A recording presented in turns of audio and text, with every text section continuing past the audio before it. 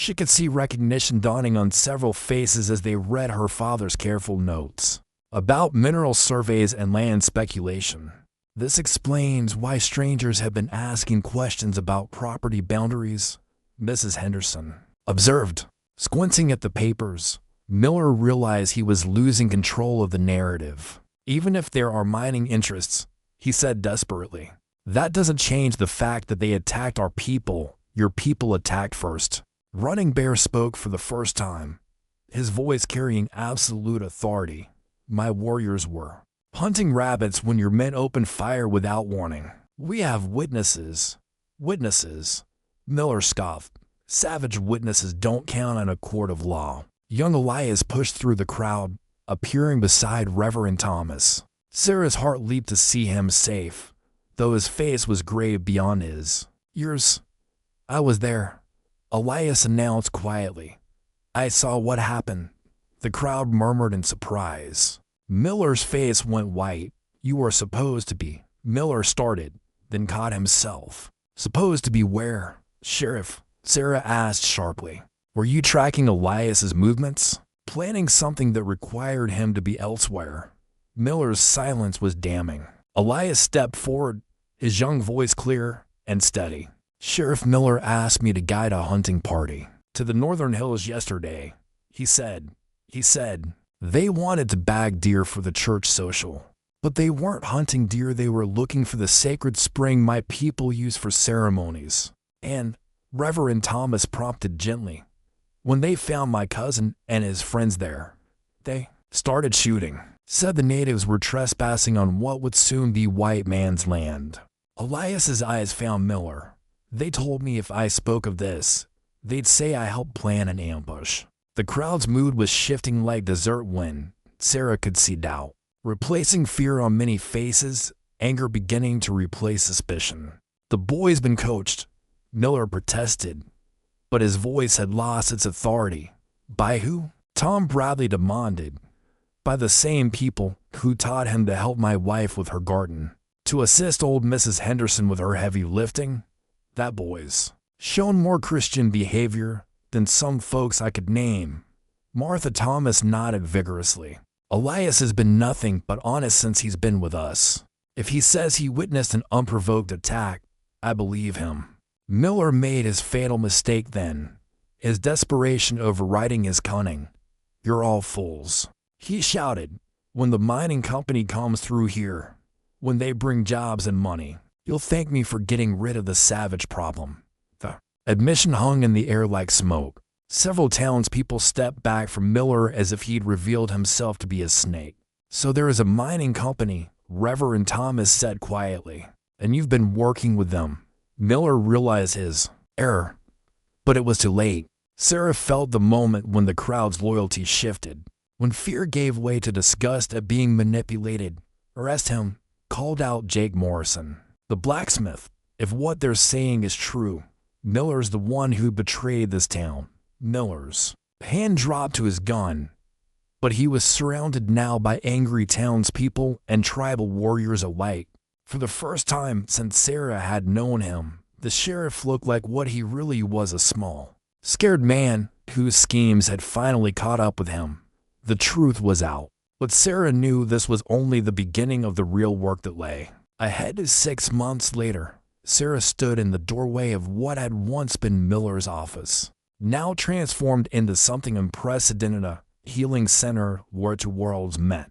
The morning sun streamed through windows that looked out on both the town and the desert beyond, where tribal dwellings dotted the landscape alongside settler homes. The willow bark is ready, Elias announced, carrying a basket of prepared medicine into the main room. He'd grown taller during their shared journey, his face showing the quiet confidence of someone who'd found his place between two cultures. Sarah smiled, watching him work alongside Ayanna, who had agreed to spend part of each week in town sharing her knowledge. The old woman's weathered hands moved with practiced grace as she sorted herbs, her presence a bridge between the ancient ways and newer methods. Mrs. Patterson's rheumatism should respond well to this, Ayanna observed, examining the prepared bark. Combined with your heat treatments, It will bring her much relief.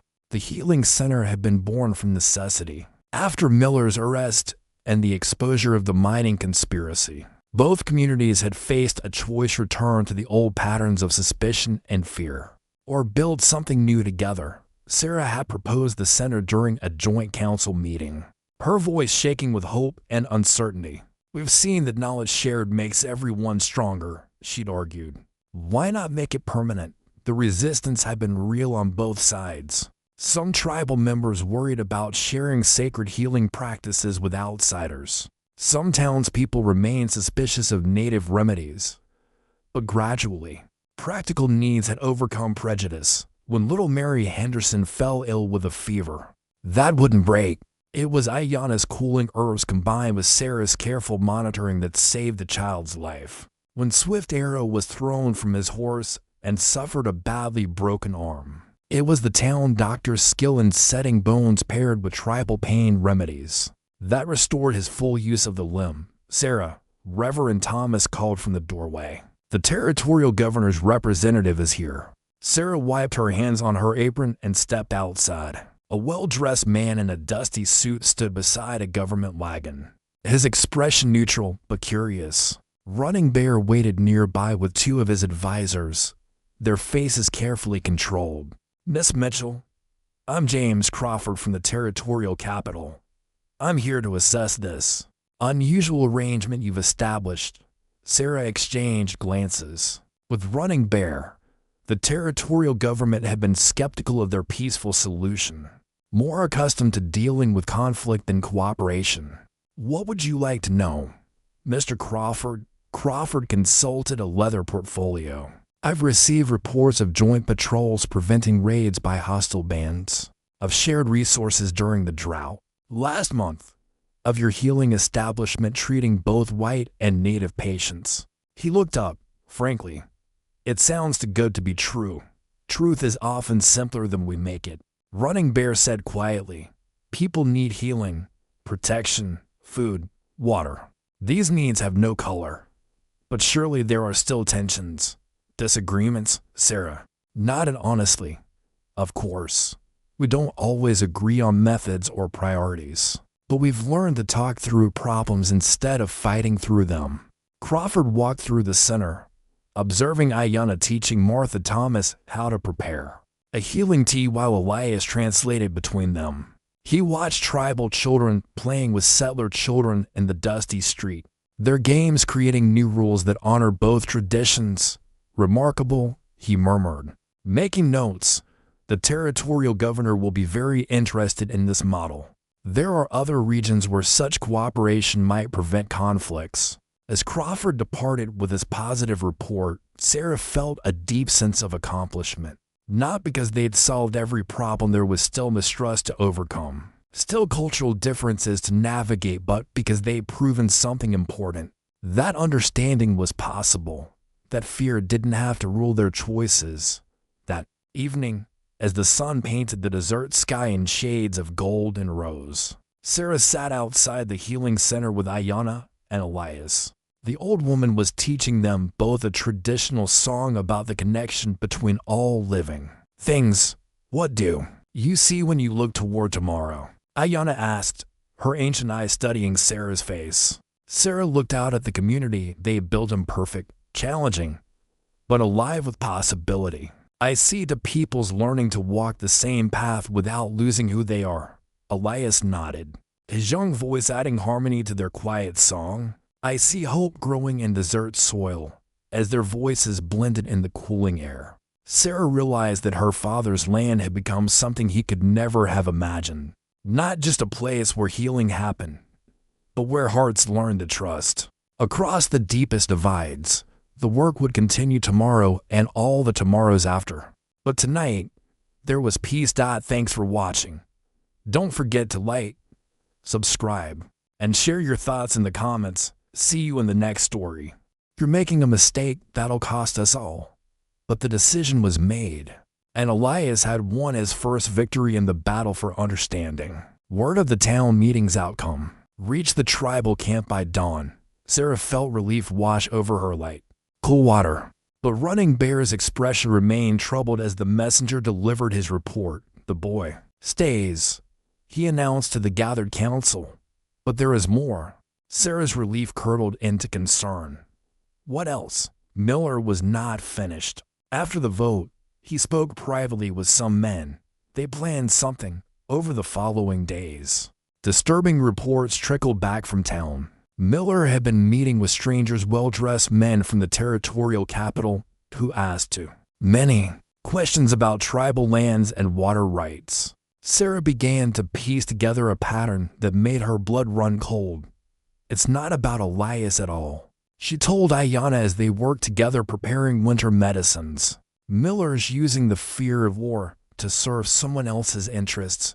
The old woman nodded grimly. "Land hunger. It makes men do evil things." Sarah's suspicions were confirmed when Swift Arrow returned from a scouting mission with alarming news. "White men survey our sacred places," he reported to Running Bear. "They measure. They make marks on paper. They act as if the land is already theirs."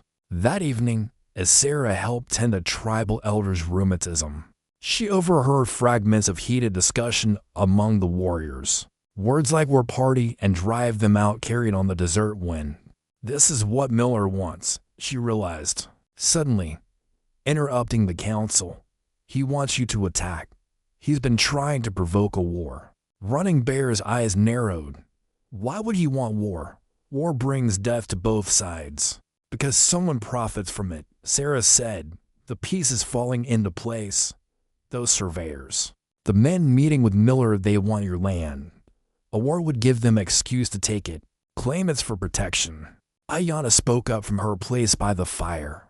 "The white woman speaks truth. I have seen this pattern before. When I was young, they create the storm, then offer shelter from it." The next morning, Sarah made a decision that terrified her. "I have to go back to town," she announced to Running Bear. "If I'm right about this conspiracy, I need to find proof. You break the agreement is already broken." Sarah interrupted. "Miller's been planning to break it from the beginning. Let me try to expose him." Running Bear studied her face for a long moment. "If you go alone. I cannot risk warriors in their territory. Based on suspicions."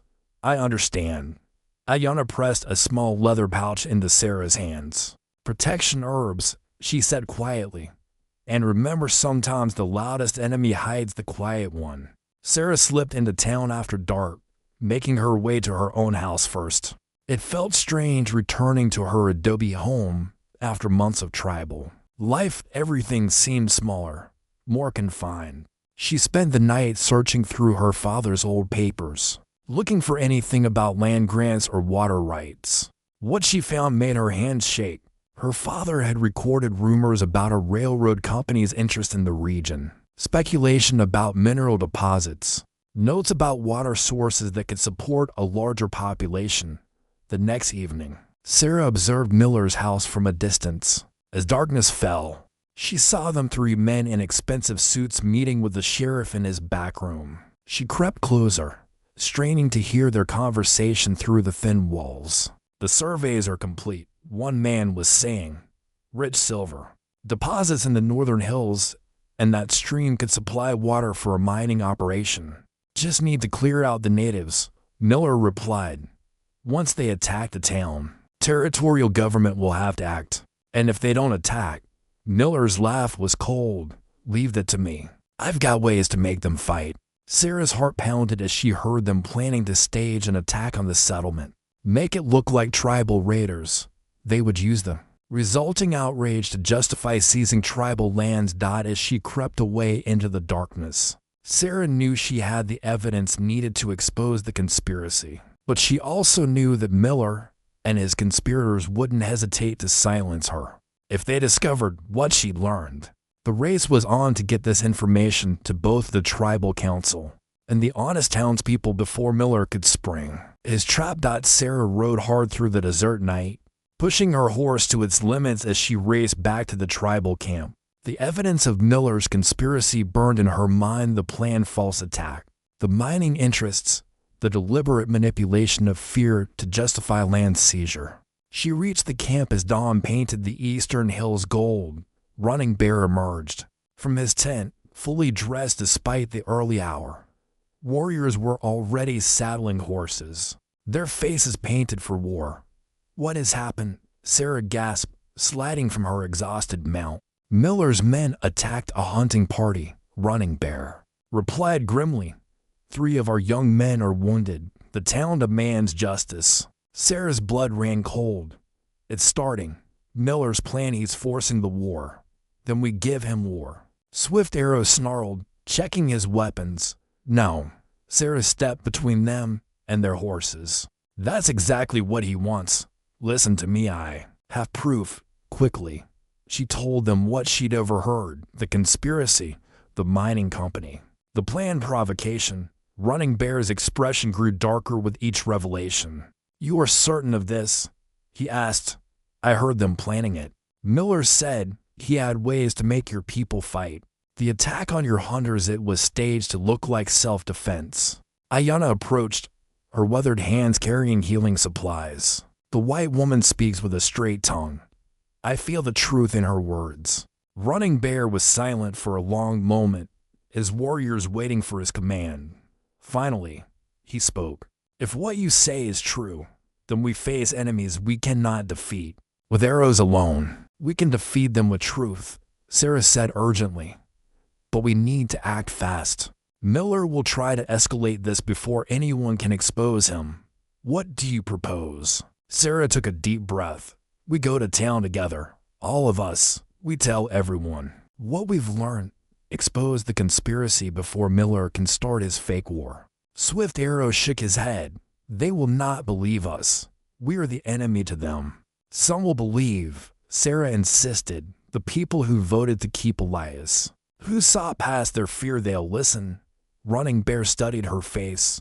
"And if they don't, if Miller convinces them we're lying, then we'll have tried the path of peace first. Your people will know you sought justice, not just revenge." The tribal council convened quickly. Sarah waited outside while the elders debated, her heart pounding with urgency. Every moment they delayed gave Miller more time to solidify his deception. Finally, Running Bear emerged. "We ride to town," he announced, "but we go in peace, not war. Those who cannot accept this may stay behind." To Sarah's surprise, no one stayed behind. Even Swift Arrow, despite his skepticism, mounted his horse with the others. The ride to town was tense. A mixed group of tribal warriors and one white woman united by desperate purpose. As they crested the hill overlooking the settlement, Sarah could see people gathering in the streets, rifles glinting in the morning sun. "They're ready for war," Swift Arrow observed. "Then we better give them truth instead," Sarah replied. They rode down the main street in formation. Running Bear at the head, Sarah beside him. Townspeople scattered or raised weapons, fear written on every face. Miller emerged from his office, his hand on his gun. "This is an invasion," he shouted. "They've come to finish what they started." "We've come to talk," Sarah called back, her voice carrying clearly in the morning air. "To expose the lies that have been told." "Lies." Miller's face flushed red. "They attacked our people. Your people attacked theirs." Sarah countered, dismounting in the center of town. "On your orders. To start the war you need for your mining friends." A murmur ran through the crowd. Miller's hand moved closer to his weapon. "That's a serious accusation," Sarah, Reverend Thomas said, stepping forward cautiously. "And I have serious proof," Sarah replied, pulling out the notes she'd made. "Miller's been meeting with mining investors. They want tribal land for silver mining. All they need is an excuse to take it." Miller's face went pale, then darkened with rage. "You're talking nonsense, woman." But Sarah could see doubt creeping into some faces in the crowd. The seed of truth had been planted. Now she had to make it grow before Miller could destroy it. The tension in the town square was thick enough to cut with a knife. Miller's hand hovered near his gun while Sarah stood in the center of the crowd, her evidence clutched in her hands. Running Bear and his warriors remained mounted but peaceful, their presence both intimidating and strangely reassuring. "You want proof," Sarah called out, holding up her father's old documents. I have surveys showing silver deposits in the northern hills. I have correspondence about railroad interests. And I heard Miller himself planning a false attack to justify seizing tribal lands. She's lying, Miller snarled, making up stories to protect her savage friends. But Reverend Thomas stepped forward, his face thoughtful. Sarah's father was an honest man. Sheriff, if she says she has his papers, let's see them, called out Tom Bradley from the back of the crowd. Sarah spread the documents on a wooden crate, the townspeople gathering around to examine them. Sarah's healing instincts took over, and she found herself working alongside Swift Arrow to treat the boy. His knowledge of the child's symptoms, combined with her understanding of fever management, proved more effective than either could have achieved alone. The fever breaks, Swift Arrow admitted grudgingly as the child's temperature dropped. Your cooling methods work well with our healing songs. It was a small victory, but Sarah treasured it. Each day brought similar moments, times when the barriers between their worlds seemed to dissolve in the face of common purpose. Ayanna proved to be an exacting teacher. She showed Sarah how to read the land like a book, how weather patterns affected plant potency, how the phases of the moon influenced the body's ability to heal. In return, Sarah shared her knowledge of anatomy, of sterile technique, of medicines that could be prepared and stored for future use. Your people think too much, Ayanna observed one afternoon as they prepared tinctures together. You want to understand everything before you believe, and your people feel too much, Sarah countered gently. Ayanna chuckled. Perhaps we both need to learn balance. As the first month of her exile drew to a close, Sarah realized she had stopped thinking of it as exile. The tribal camp had become something unexpected, a place where her healing skills were not just tolerated, but celebrated, where wisdom flowed both ways, where she was learning to see the desert through ancient eyes. But late at night, lying in her simple dwelling, she wondered how Elias was faring in town, and whether this grand experiment would truly change anything. When it ended, the messenger arrived at dawn, his horse lathered with sweat and his face grim. Sarah was gathering morning herbs with Ayanna when the young warrior approached their camp, his urgent words in the native tongue making the old woman's face tighten with concern. What is it? Sarah asked, though she already sensed bad news. Trouble in your town, Ayanna translated, her weathered hands gripping her medicine bag. They speak badly of the boy. Someone am gone. Sarah's blood chilled. Is Elias hurt? The messenger shook his head, speaking rapidly to Ayanna. The old woman listened, her expression growing darker with each word. Not hurt, but Ayanna struggled for the English words. Your Sheriff Miller makes speeches. Says the boy brings bad spirits, that having him in town will anger the tribe and bring war. Sarah felt anger rise in her chest like bile. She'd known Miller for years, knew his tendency to turn fear into power, to use people's prejudices for his own ends. I have to go to him, she said, already turning toward the camp. No. Ayanna's voice was firm. You break the agreement, everything falls apart. Running Bear will not understand. Then what do we do? Let them drive Elias away. Ayanna was quiet for a long moment, her ancient eyes studying the horizon where the town lay hidden beyond the desert hills. We send word to Running Bear. Let him decide. Within an hour, a small party had been assembled. Running Bear rode with 4 warriors, their faces painted for council, not war. Sarah begged to accompany them, but Running Bear's refusal was absolute. You stay here, he commanded. Your presence will only make things worse. Sarah watched them ride away, feeling helpless and frustrated. The waiting was agony. She tried to distract herself with healing work, but her hands shook as she prepared medicines, her mind conjuring increasingly dire scenarios. It was Ayanna who finally broke her vigil. Come, daughter. There is nothing you can do but trust. Trust who, Miller? The townspeople who see Elias as a threat just for existing. Trust that some hearts can change. Ayanna said gently. Trust that your boy has your strength. The party returned as the sun was setting, their faces unreadable. Running Bear dismounted slowly, his movements betraying exhaustion that went deeper than physical tiredness. "Tell me," Sarah demanded, unable to wait for diplomatic niceties. Running Bear looked at her for a long moment.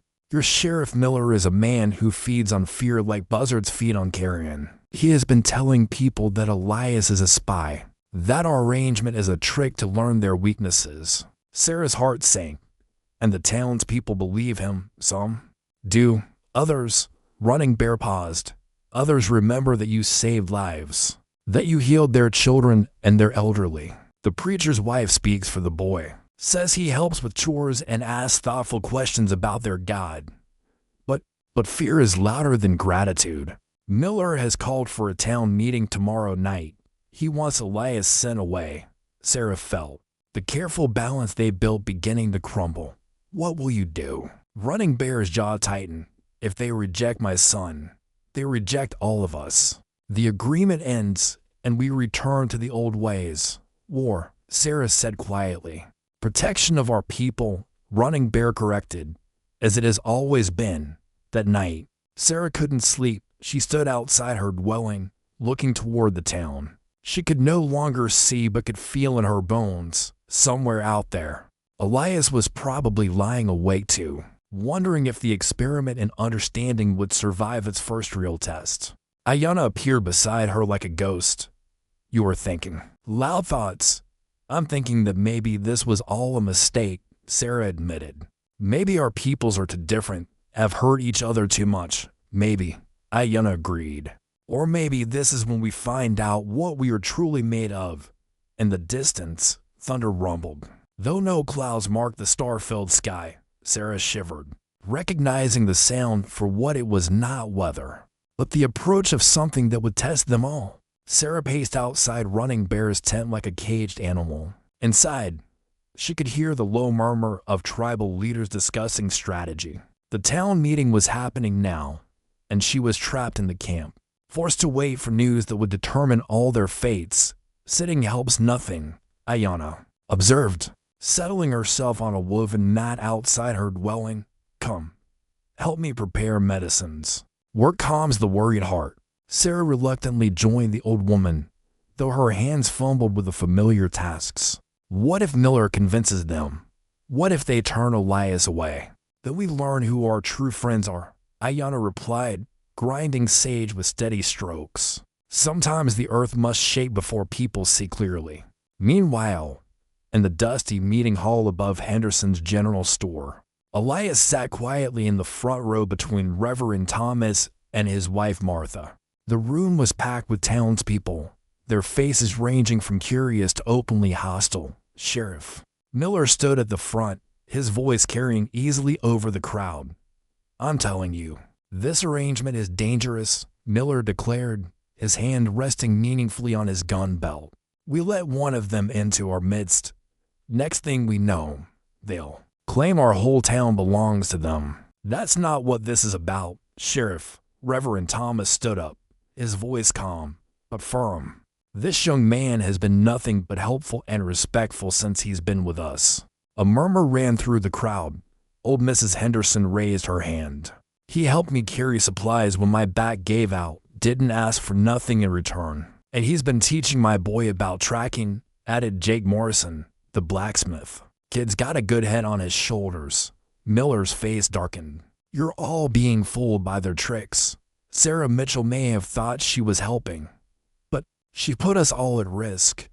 "These people don't think like us, don't value life like we do." Elias had remained silent through most of the meeting, but now he rose slowly to his feet. The room fell quiet, all eyes turning to him. "May I speak?" he asked, his English clear despite his accent. Miller started to object, but Reverend Thomas nodded encouragingly. "Go ahead, son." Elias looked around the room, meeting as many eyes as he could. "Sheriff Miller says my people don't value life, but Sarah Mitchell saved my life, and she is one of your people. My grandmother Ayanna teaches that all healing comes from the same source, whether the healer has dark skin or light." He paused, his young face serious in the lamplight. I know some of you fear me. I understand this fear. My people have the same fears about yours. But fear makes us blind to what we could learn from each other. Pretty words, Miller interrupted. But words don't change what you are. A threat to our way of life. What threat do I pose? Elias asked directly. I help with chores. I learn about your beliefs. I share what I know about the land. If this is threatening, then perhaps the threat is not to your way of life, but to your hatred. The words hung in the air like a challenge. Several townspeople shifted uncomfortably, but Sarah's neighbor, Tom Bradley, stood up. The boy has a point, Miller. We've been living in fear for so long. Maybe we forgot how to live with hope. Hope doesn't stop arrows, Miller snapped. Neither does hatred, Martha Thomas said firmly, rising to stand beside Elias. This young man has shown more Christian charity in 3 weeks than some folks show in a lifetime. If the room erupted in debate, voices rose and fell. Arguments crisscrossed the smoky air. Through it all, Elias stood quietly, his dignity intact despite the storm raging around him. Finally, Reverend Thomas called for order. We need to vote, he announced. All in favor of honoring our agreement and allowing Elias to complete his stay. Raise your hands. Hands began to rise slowly at first, then with gathering momentum. Sarah would have been proud to see that more than half the room supported the arrangement. Miller's face flushed red. Children peered from behind their mother's skirts, wide-eyed at the sight of a white woman among the warriors. Running Bear dismounted and spoke rapidly in his native tongue. An elderly woman with silver-streaked hair stepped forward, her weathered hands reaching for Elias. She pulled him into an embrace, scolding him in words Sarah didn't understand, but whose meaning was clear relief, mixed with reproach. Ayanna, Elias said softly, and Sarah realized this was the grandmother he'd spoken of, the healer. The old woman's eyes found Sarah, studying her with the intensity of someone who saw beyond surface appearances. Sarah met her gaze steadily, sensing this woman's judgment would matter more than Running Bear's anger. Bring the white woman to the council fire, Running Bear commanded. They led Sarah to the center of the camp where a large fire pit was surrounded by logs arranged in a circle. The tribal elders were already gathering, men and women whose faces bore the wisdom and weight of years. Running Bear took his place among them, his presence commanding even in this assembly of leaders. Sarah was made to stand in the center of the circle. The fire crackled between her and the elders, casting dancing shadows across their faces. She felt exposed, vulnerable, but forced herself to stand straight. This woman has violated our territory, Running Bear began, his voice carrying clearly in the still air. She has taken my son and kept him for her own purposes. An elder with hawk feathers in his hair leaned forward. What does she say to these charges? All eyes turned to Sarah. She took a breath, knowing these words might determine her fate. I say that saving a life is never a crime. Your son was dying in quicksand. I pulled him free. I tended his wounds. I gave him food and shelter when a storm threatened. If this is violation, then I am guilty. Murmurs rippled through the gathered crowd. Some voices sounded angry, others thoughtful. You should have returned him immediately, another elder said. Why did you keep him? Sarah glanced at Elias, who watched her with anxious eyes. Because he was hurt. Because the storm was dangerous. Because she paused, searching for words that would convey the truth. Because when someone needs help, you give it. You don't ask their name or their tribe first. Ayanna spoke for the first time, her voice soft but carrying clearly. Show me your hands. White woman, confused, Sarah held out her hands. Ayanna rose and walked to her. Taking Sarah's hands in her own weathered ones, she turned them palm up, studying the calluses, the stains from medicinal herbs, the small scars from years of healing work. These are the hands of a healer, Ayanna said, speaking to the council but not releasing Sarah's hands. I have seen such hands before. They belong to those who serve life, not those who steal it. Running Bear's jaw tightened. She is still a white woman. Her people cannot be trusted. then judge her by her actions, not her blood. Ayanna replied firmly, "My grandson lives because of those hands."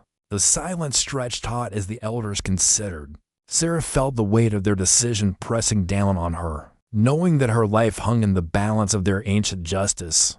The council deliberated as the sun moved across the sky. Sarah remained standing in the circle, her legs growing stiff, her mouth dry. She watched the elders speak in hushed tones, their words flowing in the musical cadence of their native language. Occasionally, their eyes would find her, weighing and measuring. Ayanna had returned to her place among the council, but her weathered hands rested on a small leather pouch Sarah recognized. A medicine bag, much like her own, the old woman's. Presence felt like an anchor in the sea of uncertainty. Finally, Running Bear stood. The murmuring ceased, and the camp fell silent except for the crackle of the fire. "The council has spoken," he announced. "You have broken our laws by entering our territory and taking what was not yours, even if your intentions were." He paused, his jaw working as if the words tasted bitter. "Even if your intentions were not evil." Sarah's heart sank. She could hear the condemnation coming. However, Running Bear continued, "The council recognizes that you acted as a healer, not as a thief. Ayanna has spoken for you, and her voice carries weight among us." He stepped closer to the fire, his face stern in the flickering light. "But your actions have created a debt that must be paid. My son was shamed by accepting help from your people. This shame must be balanced." "Father, please," Elias started, but Running Bear silenced him with a look. "You will live among us for one full season," Running Bear declared. "You will learn our ways. Share your healing knowledge with Ayanna and prove that your kind can be trusted. In return, my son will remain with your people for the same time, learning their ways." The pronouncement hit Sarah like a physical blow. Live among the tribe. Leave everything she'd known. She looked around at the faces surrounding her, some curious, others clearly hostile to the idea. "And if I refuse," she managed to ask. Running Bear's expression didn't change. "Then you will be taken to the edge of our territory and forbidden to return. Any white person found on our lands will be considered an enemy." Sarah understood the implication. Her home sat near the boundary of tribal territory. If she refused, she'd be forced to abandon everything her father had built, everything she'd worked for. "This is madness," she said, though her voice lacked conviction. Ayanna rose again, her aged joints creaking. "It is wisdom," she said firmly. "For too long, our peoples have lived as strangers, seeing only the worst in each other. Perhaps it is time to see if we can be more." An elder with silver braids spoke up. "The woman knows healing plants. Our young ones could learn from her, as she could learn from us." "The arrangement has merit," another elder agreed. "Trade of knowledge, not just goods." Sarah looked at Elias, who watched her with an expression of hope and fear mixed together. She thought of her small adobe house, her struggling garden, her solitary life. Then she thought of what she'd learned in just 3 days. But this boy knew ways of reading the desert, different approaches to healing. The possibility that wisdom came in many forms. "One season," she said slowly. 3 months from new moon to new moon, Running Bear corrected. "For full cycles." Sarah felt the weight of the decision settling on her shoulders. "And Elias will be safe among my people. He will stay with the preacher and his wife in town," Running Bear said. They have agreed to this arrangement. The irony wasn't lost on Sarah. She would be learning from people her neighbors feared, while they would be forced to see a native boy as more than a threat. "I accept," she heard herself say. A ripple of surprise went through the gathered crowd. Some faces showed approval, others deep skepticism. Running Bear nodded grimly, as if he'd expected no other answer. "Then it is decided," he announced. "Let both sides learn what the other has to offer." As the council dispersed, Ayanna approached. "Sarah, come, daughter," she said in accented English. "We have much work to do, and the desert sun waits for no one." Sarah followed the old woman. wondering what she'd gotten herself into, and whether courage and foolishness were sometimes the same thing. Sarah's first week among the tribe was a constant battle against her own assumptions. Ayanna had given her a small dwelling near her own, a traditional structure that stayed surprisingly cool despite the desert heat. The old woman woke her before dawn each day, leading her into the surrounding hills to gather plants Sarah had never seen used for healing. "Your people see weeds," Ayanna said, kneeling beside a thorny shrub Sarah would have walked past. "We see medicine." The old woman's gnarled fingers worked with surprising dexterity, harvesting specific parts of the plant while leaving others untouched. "Desert broom," she explained, "good for women's troubles, for pain in the joints, but only the young leaves, only at sunrise." Sarah watched carefully, adding notes to the leather journal Ayanna had given her. Everything here had rules, rituals, right ways and wrong ways that had been passed down through generations. "Why sunrise?" Sarah asked. Ayanna smiled, her weathered face creasing like old leather. "Plants sleep, just like people. At sunrise, they wake up strong. Their medicine is strongest then, as the days passed." Sarah found herself adapting to rhythms older than memory. The tribe moved with a natural cycle of day and night, working when the sun was gentle, resting when it burned the fierce.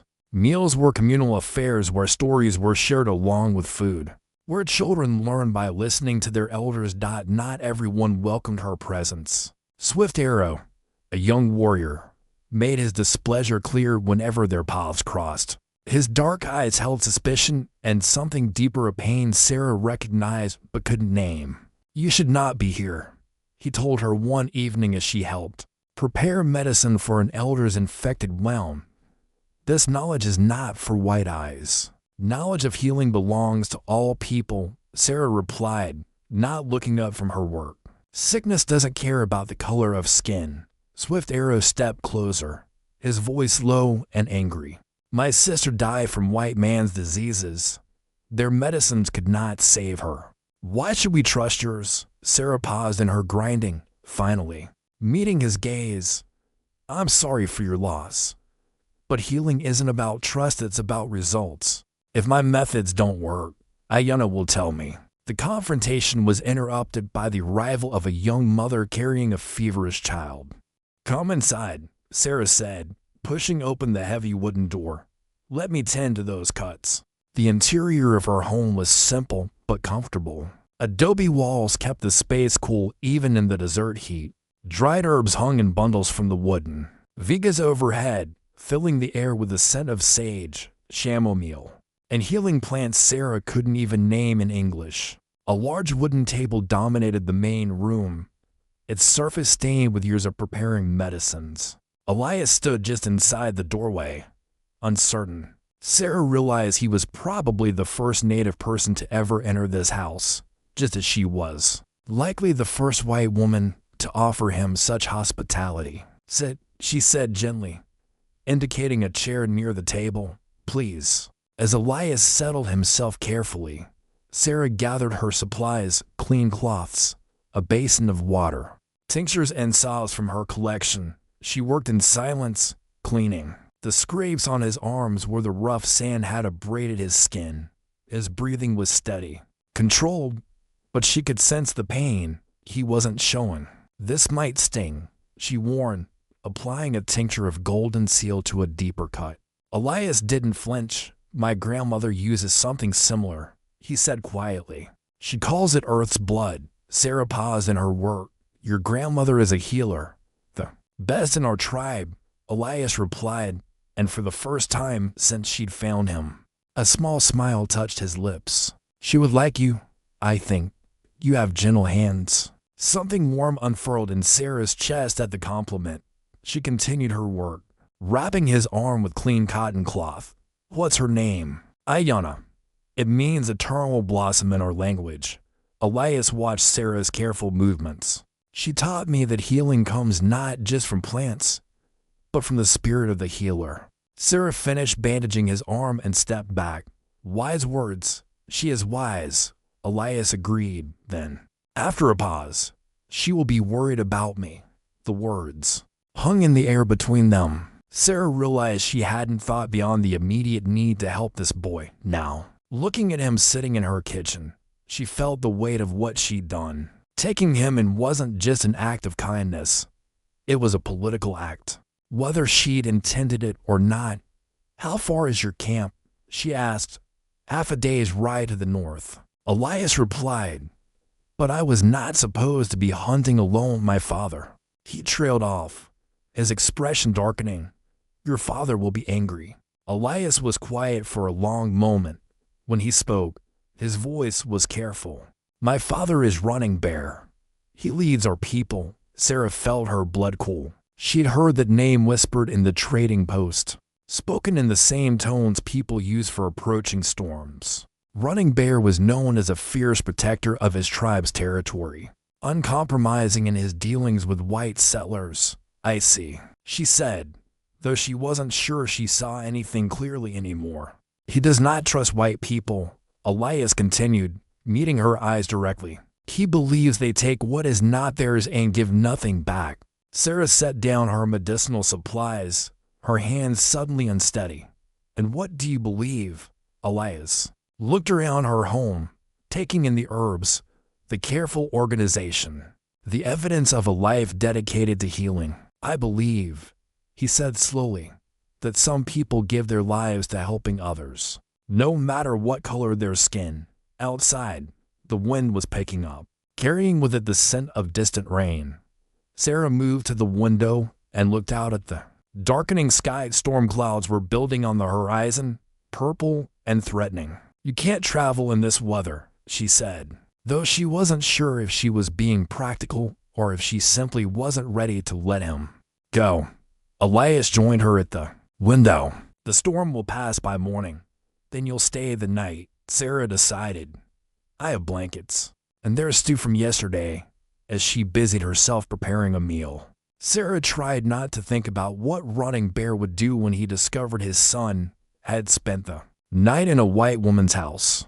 She tried not to think about what Sheriff Miller and the townspeople would say if they knew she was harboring a native boy. Instead, she focused on the moment, the quiet companionship of sharing a simple meal, the way Elias's eyes lit up when he tasted her cornbread, the sound of rain beginning to patter against the windows.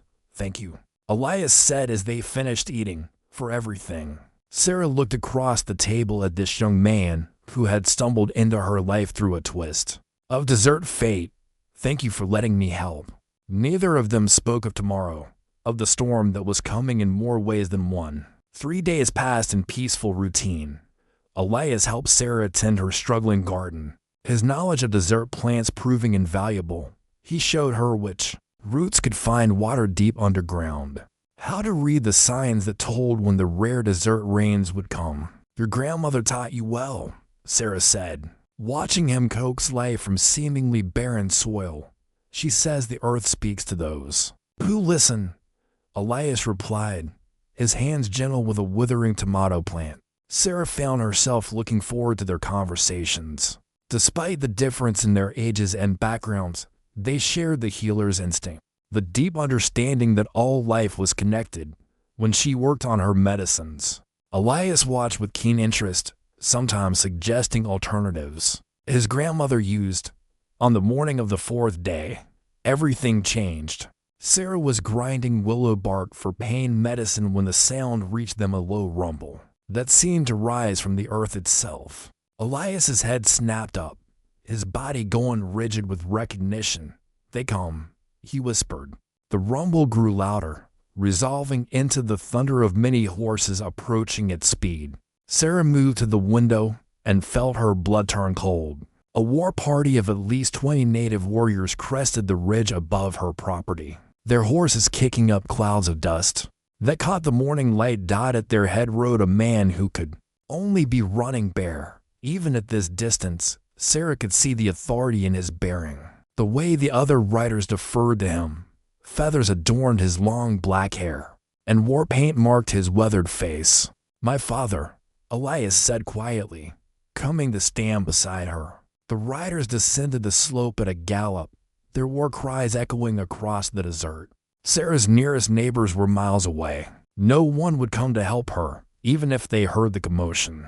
"Stay inside," she told Elias, though her voice shook. "No," his reply was firm. "This is because of me. I won't hide behind you." Before Sarah could protest, Elias walked outside. She followed, her heart hammering against her ribs.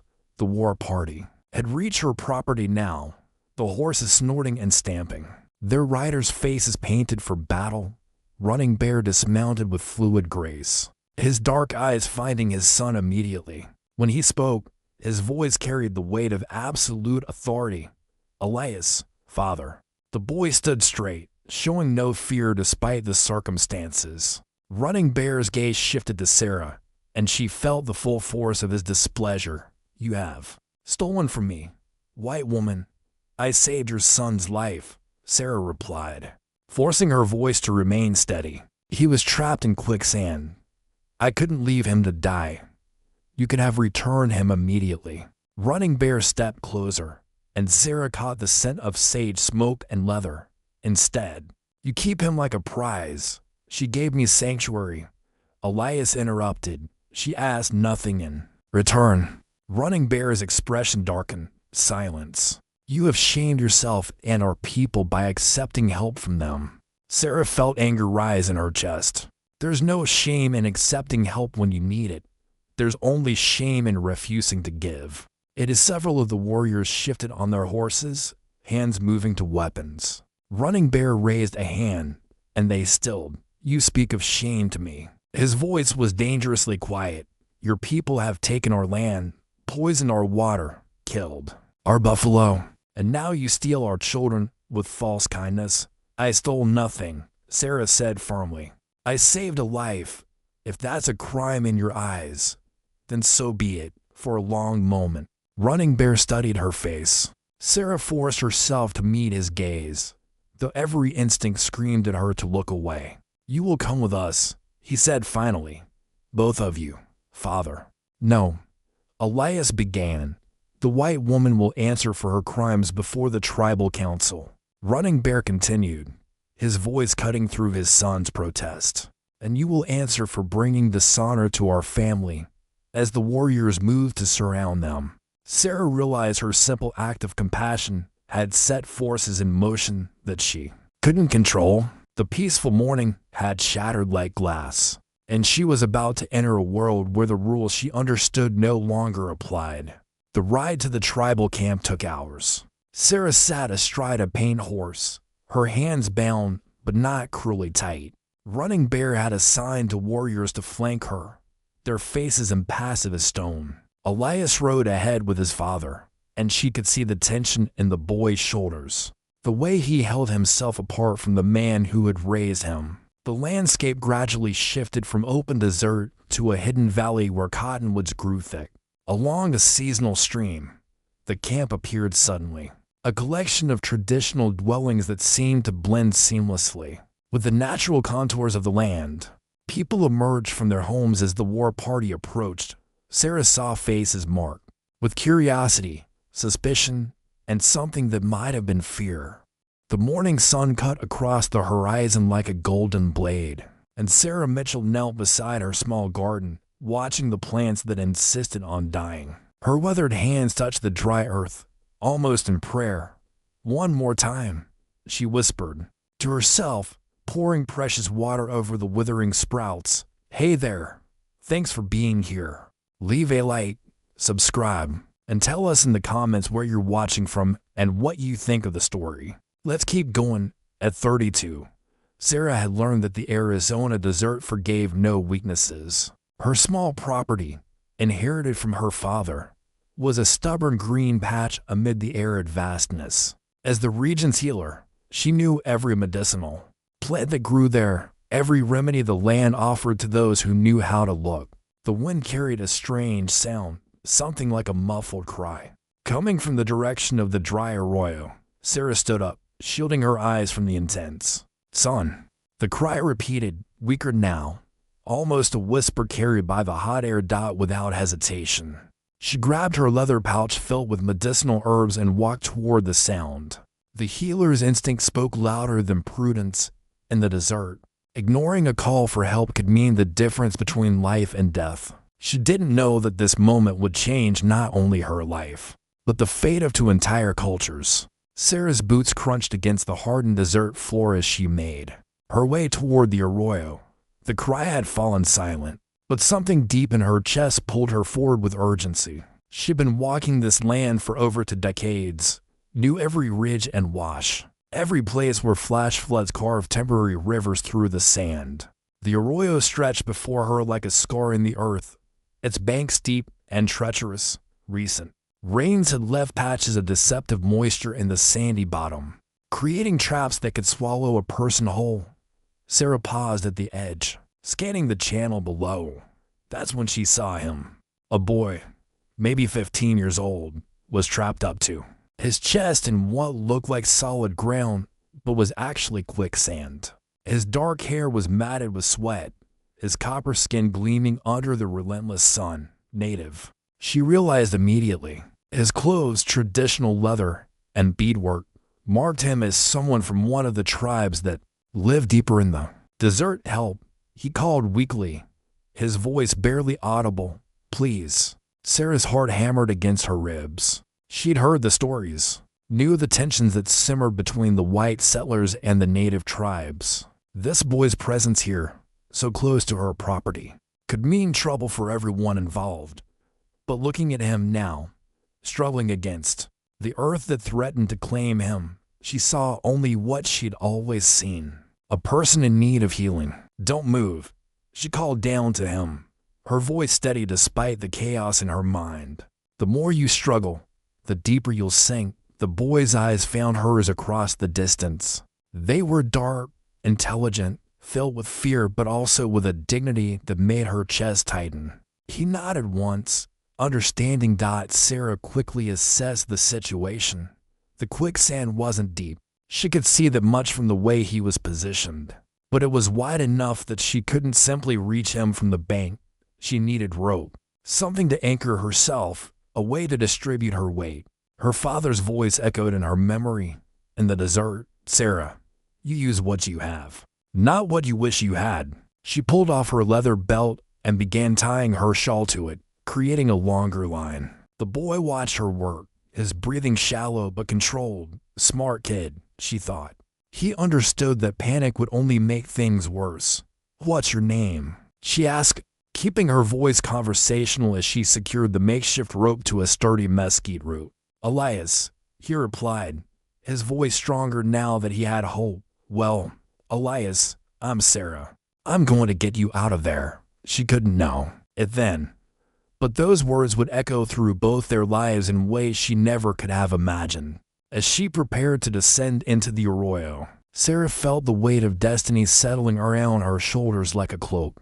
The desert had brought them together for a reason, and she was about to discover that some rescues changed the rescuer as much as the rescued.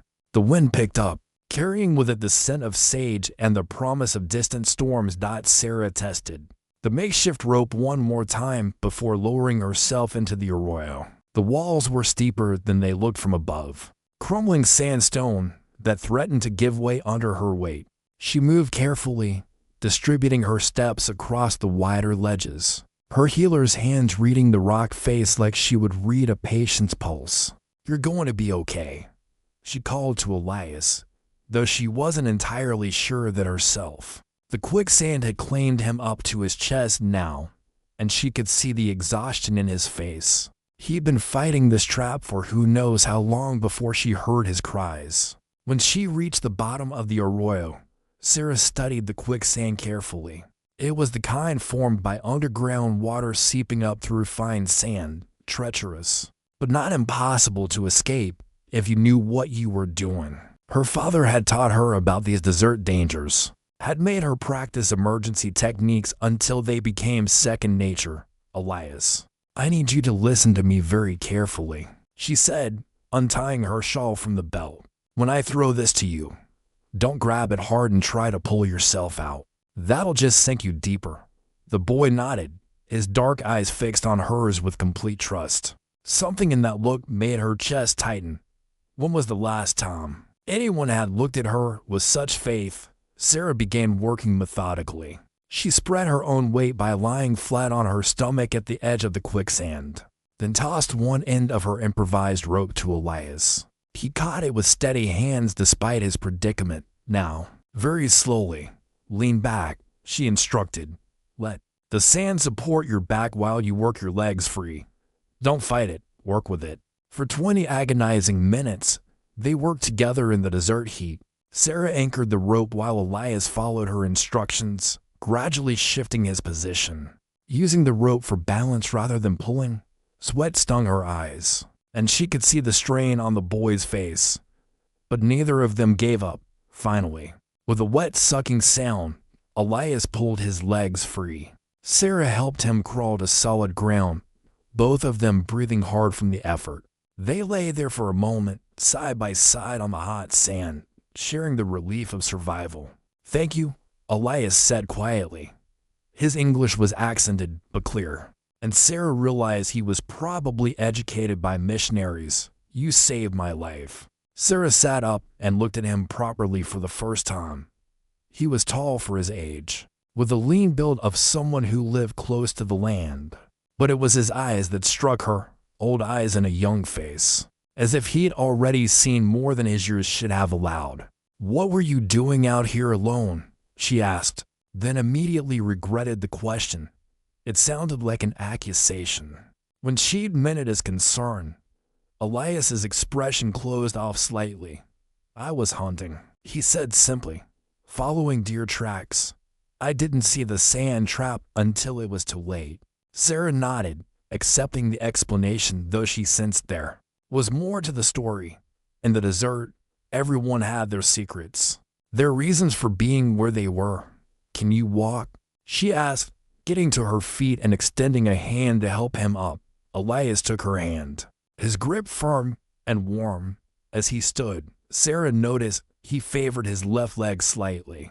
An old injury, not from the quicksand. There were stories written in the careful way he moved, and the scars she glimpsed on his arms.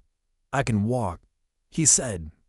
But he looked toward the horizon, where the sun was beginning its descent toward evening. "It's a long way back to my people." Sarah felt something shift inside her chest, a decision forming before her rational mind could stop it. "Come with me," she heard herself say. "You can rest at my place. Get your strength back. I have medicine for any cuts or bruises." Elias studied her face for a long moment. "You would do that, help a stranger?" "I would help anyone who needed it," Sarah replied, and realized as she said it how true that was. It's what healers do. As they climbed out of the arroyo together, Sarah helping Elias navigate the steep walls, she felt the desert watching them. The wind had picked up, carrying with it the scent of distant rain and something else. The feeling that this moment was a turning point, though toward what, she couldn't say. Behind them, their footprints in the sand told the story of a rescue. Ahead of them lay a small adobe house where a white woman and a native boy would sit together, sharing water and stories, unknowingly setting in motion events that would shake the worlds. Sarah's adobe house emerged from the desert landscape like a natural formation, its sun-baked walls the same color as the surrounding earth. Elias walked beside her in silence, his steps careful but steady. She could feel his eyes taking in everything. The small garden with its struggling plants, the herbs hanging to dry under the portal, the way the house seemed to grow from the land itself. "Water," she said simply, leading him to the well beside her house. She drew up the bucket with practiced ease and handed him a tin cup. "Drink slowly." Elias accepted the cup with both hands, a gesture of respect that wasn't lost on Sarah. He drank carefully, pausing between sips, his dark eyes never leaving her face. There was wariness there, but also gratitude.